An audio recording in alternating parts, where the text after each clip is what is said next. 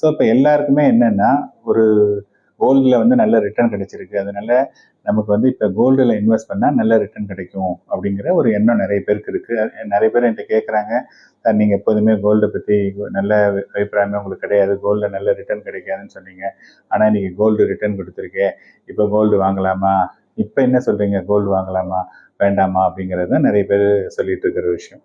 இப்போ எப்போதுமே நம்ம என்ன பார்க்கணுன்னா, ஒரு இன்வெஸ்ட்மெண்ட் வந்து டிஸ்கவுண்ட்டில் இருக்குது அல்லது அதிகமாக லாஸ்ட் 2-3 இயர்ஸாக நல்ல ரிட்டர்ன் கொடுக்கல அப்படின்னதுன்னா அந்த இன்வெஸ்ட்மெண்ட் வந்து ஃபியூச்சரில் நல்லா வளர்கிறதுக்கான வாய்ப்புகள் அதிகமாக இருக்குது.